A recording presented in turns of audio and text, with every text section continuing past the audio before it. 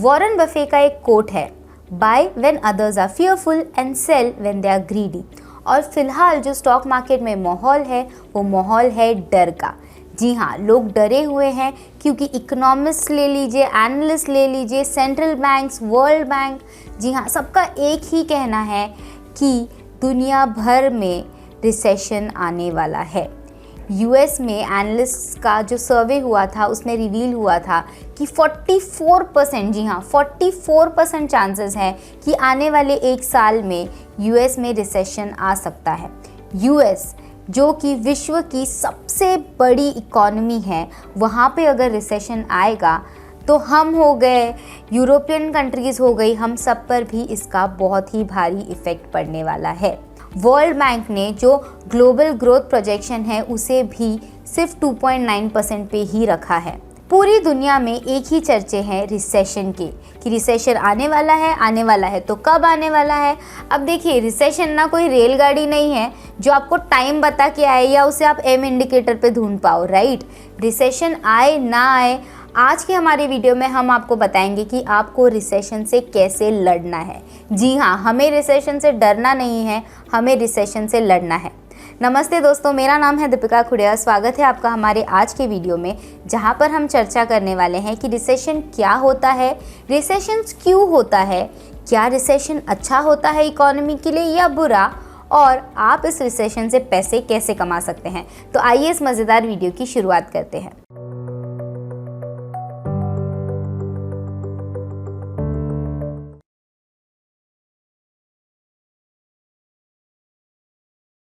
अब इससे पहले कि मैं आपको समझाऊं कि आप रिसेशन से पैसे कैसे कमा सकते हो, वो तो फाइनल स्टेप है। सबसे पहले हमें समझना बहुत ज़रूरी है कि रिसेशन होता क्या है। देखिए, किसी भी देश की जो अर्थव्यवस्था है, उसकी इकोनॉमी है, उसकी ग्रोथ को आप कैसे मेजर करोगे? तो उसकी ग्रोथ को मेजर किया जाता है ग्रॉस डोमेस्टिक प्रोडक्ट यानी कि जीडीपी से।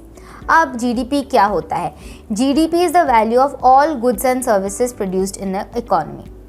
हिंदी में समझाती हूँ तो बेसिकली मैं ये जो लैपटॉप यूज़ कर रही हूँ इसकी वैल्यू, ये जो रिंग लाइट है इसकी वैल्यू, जिस कैमरा पे ये वीडियो रिकॉर्ड हो रहा है उसकी वैल्यू, मेरे ईयररिंग्स की वैल्यू, इन सब की, ये जो सारे गुड्स एंड सर्विसेज है, इवन मेरी सैलरी, जी हाँ, क्योंकि I am also providing a service, तो इन सब चीज़ों की जो क्यूमुलेटिव वैल्यू है, जो कलेक्टिव वैल्यू है, उसे जीडीपी कहा जाता है।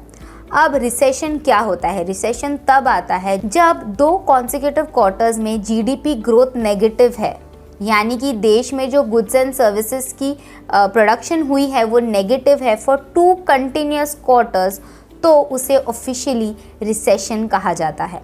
अब रिसेशन क्यों होता है?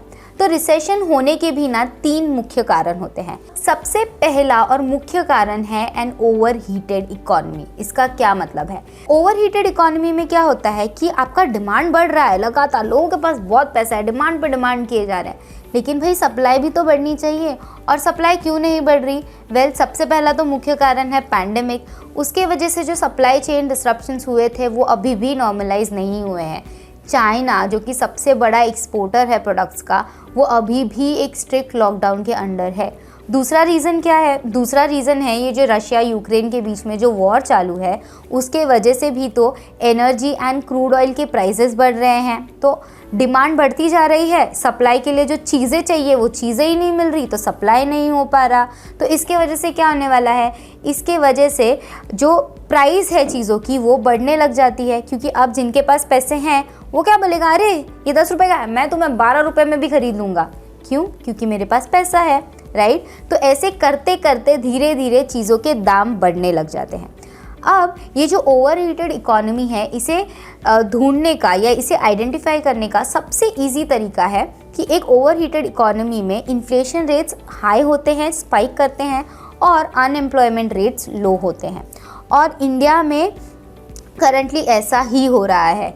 तो इंडिया में जो इन्फ्लेशन है वो अप्रैल में 7.79% था, जो कि मई 2022 में बढ़ के 7.97% हो गया है। अब ऐसी ही चीज़ यूएस में भी हो रही है। वहाँ पे भी inflation is at its 40-year peak. 40 सालों में इन्फ्लेशन सबसे हाईएस्ट पॉइंट में है यूएस में, और सरप्राइज उनका जो अनएम्प्लॉयमेंट है वो उसके लोवेस्ट पॉइंट पे है। अब रिसेशन का जो सेकेंड पॉइंटर है वो होता है असेट बबल। 2001 के रिसेशन के पहले .com बबल था, 2008-9 के रिसेशन के पहले हाउसिंग बबल था, और फिलहाल भी आप जो देख रहे हो वो आप काइंड ऑफ क्रिप्टो बबल या बिटकॉइन बबल भी उसे कह सकते हो, राइट। अब बबल में क्या होता है, बबल में असेट्स की प्राइसेस इतनी ज़्यादा अप्रिशिएट हो जाती हैं कि वो अपने फंडामेंटल्स को ना बहुत वो दूर छोड़ चुकी होती है। बट सूनर और लेटर बबल बर्स्ट होने के बाद लोगों को रियलाइज़ करता है कि ये जो मैं असेट होल्ड कर रही हूँ इसकी इतनी वैल्यू नहीं है, राइट। अब इसकी वैल्यू नहीं है, लेकिन ये असेट जो मैंने ख़रीदा है शायद मैंने इसके लिए लोन लिया है, मुझे वो लोन तो देना ही पड़ेगा, राइट। असेट की वैल्यू कुछ भी हो, मुझे मेरा लोन तो देना ही पड़ेगा ना बैंक को। तो मैं क्या करना चालू करूँगी, मैं खर्चा कम करना चालू करूँगी, right. I will start saving more and spending less.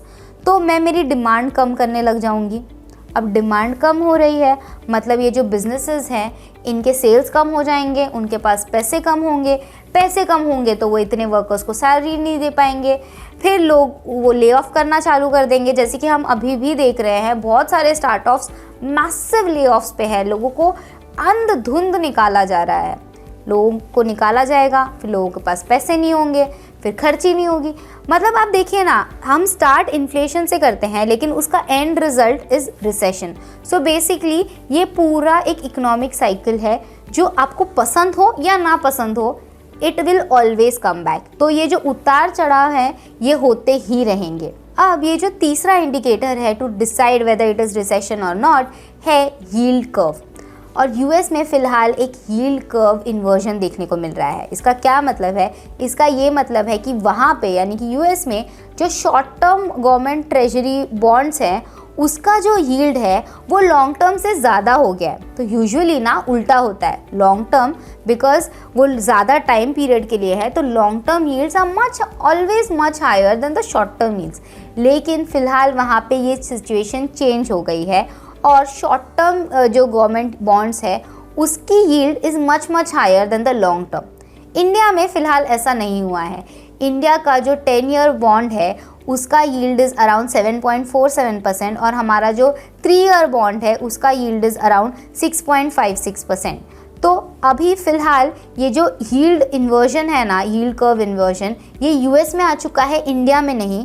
तो यूएस के पर्सपेक्टिव से देखेंगे तो उनका जो तीनों ट्राइफेक्टा बना है वो एकदम परफेक्ट है, क्योंकि वहाँ पे इंटरेस्ट रेट स्पाइक किए हैं, 40 ईयर हाइस पे हैं, अनएम्प्लॉयमेंट लो है, लाइक मल्टी ईयर्स लो है, और अब ये तीसरी वहाँ पे यील्ड कर्व इन्वर्जन भी हो चुका है, signalling that an recession phase might be on the horizon.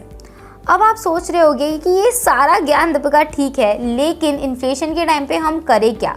Should we sit on the sidelines? हमें करना क्या चाहिए? क्या मार्केट से सारे पैसे रिडीम कर देने चाहिए?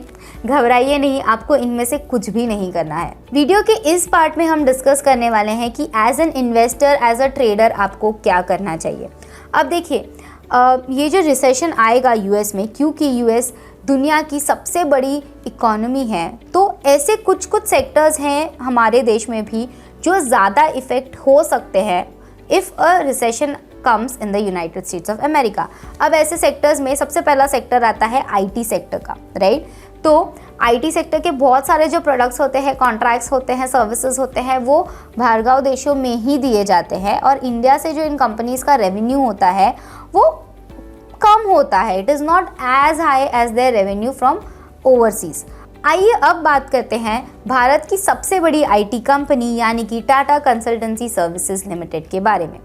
इनका फाइनेंशियल ईयर 2022 में revenue from operations was 1,91,754 crore, ठीक है। इनका ये टोटल रेवेन्यू फ्रॉम ऑपरेशंस था। अब इसमें अगर आप स्प्लिट देखेंगे तो आप पाई चार्ट देख सकते हैं स्क्रीन पर, तो लगभग 52% of the revenue has come from the United States of America alone. Then around 31.89% has come from the European countries, ठीक है। तो EU से आ गया है वो पैसा। और जो इंडिया वाला है दैट इज़ ओनली 5.11%। अब क्या होगा, जब वहाँ पे रिसेशन आएगा तो शायद वहाँ की जो फॉर्म्स है वो लोग अपना जो कॉन्ट्रैक्ट्स हैं वो उसकी वैल्यू कम कर दे, कॉन्ट्रैक्ट्स कैंसिल हो सकते हैं। तो आईटी स्पेस में यूजुअली भी हिस्टोरिकली देखा गया है जब कभी भी यूएस में रिसेशन आता है तो इंडियन आईटी कंपनीज सफ़र करते हैं। लेकिन आपको इनके साथ सफ़र करने की ज़रूरत नहीं है, ना हिंदी वाला सफ़र ना इंग्लिश वाला सफ़र। तो देखिए इसमें ना रिसेशन कभी कभी एक बहुत अच्छी चीज़ भी होती है, क्योंकि यू गेट टू नो कि सॉलिड, फंडामेंटली सॉलिड कंपनीज कौन सी हैं। तो अगर आपको आईटी सेक्टर में इन्वेस्ट करना है तो शायद, जी हाँ, this is not an investment advice. First of all मैं आपको ये नहीं कह रही कि आईटी सेक्टर में आपको इन्वेस्ट करना चाहिए, मैं बस आपको एक एग्जांपल दे रही हूँ फॉर एजुकेशनल पर्पसेस, ओके। तो अगर आपको लगता है कि यूएस में जो रिसेशन आने वाला है उससे आईटी सेक्टर को इफ़ेक्ट होगा और स्टॉक प्राइसेस गिरने वाले हैं, तो आप कैसे आईटी सेक्टर में अपना एक्सपोजर बढ़ा सकते हैं, कौन सी कंपनीज आपको ख़रीदनी चाहिए। अब इसके लिए ना आपको बड़े बड़े बुक्स पढ़ने की ज़रूरत नहीं है और करोड़ों वीडियोस देखने की ज़रूरत नहीं है। आपको क्या करना है, आपको शाम को स्टॉक रेटिंग्स पे जाना है। वहाँ पे आप जब heat map, dynamic heat map open करेंगे तो आपको पता चलेगा कि 5 स्टार रेटेड कंपनीज कौन सी हैं।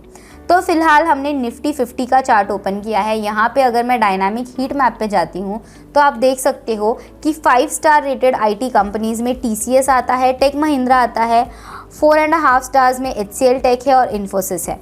अब आप क्या कर सकते हो, जब भी आपको फाइंड आउट करना है कि कोई कंपनी अंडर वैल्यूड है, ओवर वैल्यूड है, तो हम क्या यूज़ करते हैं, हम यूज़ करते हैं प्राइस टू अर्निंग्स रेशो यानी कि पीई रेशो। तो ये जो पीई रेशो है इसे यूज़ करके आप डिसाइड कर सकते हो कि आपको किसी स्टॉक में कब एंट्री लेनी चाहिए, क्या वो स्टॉक अंडर वैल्यूड है, ओवर वैल्यूड है या फेयरली प्राइस्ड है। एग्जाम्पल लेते हैं टीसीएस का। तो टीसीएस का जो 5 ईयर एवरेज पीई है वो लगभग 26 का है। करंटली वो स्टॉक ट्रेड कर रहा है 31 to 32 के पीई पे। तो हम क्या कर सकते हैं, हम ये कह सकते हैं कि टीसीएस स्लाइटली ओवर वैल्यूड है। तो अगर ड्यूरिंग द रिसेशन पीरियड अगर टीसीएस परफॉर्म नहीं कर पाता एज़ पर एक्सपेक्टेशंस और अगर उसके शेयर प्राइसेस गिरते हैं और अगर उसका पी उसके 5 ईयर या 10 ईयर एवरेज पी के लाइन में आ सकता है तो टीसीएस में आप निवेश करने का सोच सकते हैं। Remember this is not an investment advice. मैं आपको बस इतना कह रही हूँ कि अगर ये स्टॉक उसके एवरेज पी, जो लॉन्ग टर्म एवरेज पी है, उसके आसपास है तो it can be a good sign of an under valued stock.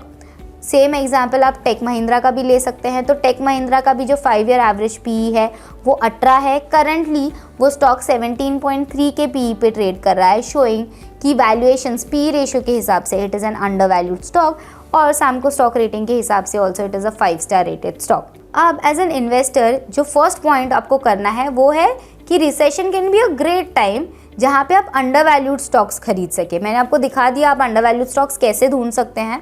तो a good time to buy under valued stock. My second advice to you is more on the personal finance front. इसमें क्या, देखिए जो recessionary period होता है ना, it's not necessarily a good period.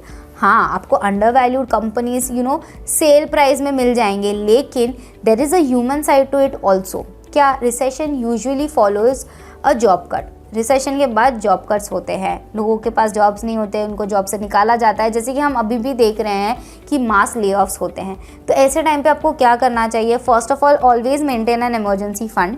तो अगर ये ले ऑफ्स हो भी जाते हैं तो आपको आपकी इन्वेस्टमेंट से पैसा निकालने का ज़रूरत नहीं है, क्योंकि आप और हम देख ही रहे हैं कि स्टॉक मार्केट्स ऑलरेडी डाउन ही हैं, तो आपके इन्वेस्टमेंट्स भी डाउन होंगे।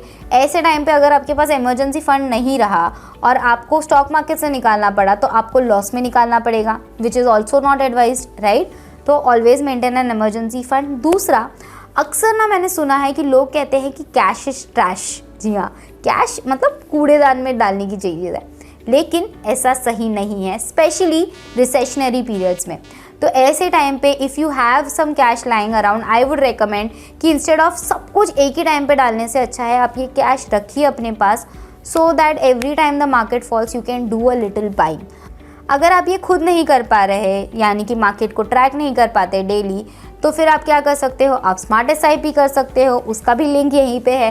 तो एज एन इन्वेस्टर आप फंडामेंटली अंडर वैल्यूड स्टॉक्स में निवेश कीजिए, क्योंकि रिसेशनरी पीरियड्स में वो बहुत बोलते हैं ना ग्रेट बार्गेनिंग, ज़ारा ये सबको छोड़ो, उससे अच्छे अच्छे बार्गेन्स आपको मिलेंगे स्टॉक मार्केट पे ड्यूरिंग अ रिसेशनरी पीरियड। दूसरा, from a personal finance space, क्योंकि recession is followed by job cuts, लोगों की नौकरियां जाती हैं। तो ऐसे टाइम्स में you should always have a healthy emergency corpus.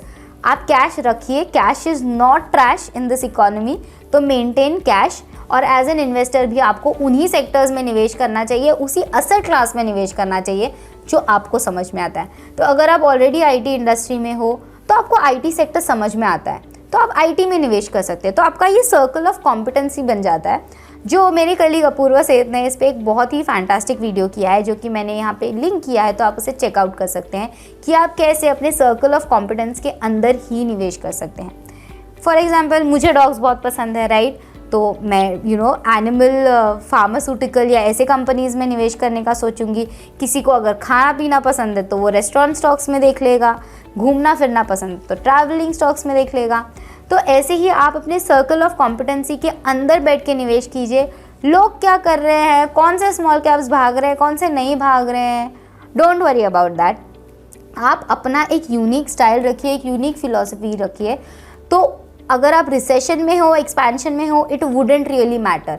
Expansion में हो तो वारे न्यारे, और रिसेशन में हो तो फिर जो अच्छे अच्छे क्वालिटी स्टॉक्स है उसे आप मैसिव डिस्काउंट्स में खरीद सकते हैं। तो ये था हमारा आज का वीडियो कि रिसेशंस क्या होते हैं, कैसे आते हैं, और आपको एज एन इन्वेस्टर रिसेशन में क्या करना चाहिए। मैं आशा करती हूँ आपको ये वीडियो अच्छा लगा। अगर हाँ तो प्लीज़ इस वीडियो को लाइक कीजिए, शेयर कीजिए, और सैमको सिक्योरिटीज़ के यूट्यूब चैनल को सब्सक्राइब करना ना भूलें। तब तक के लिए सही निवेश कीजिए, रिसेशन से बचिए और सैमको के साथ निवेश कीजिए।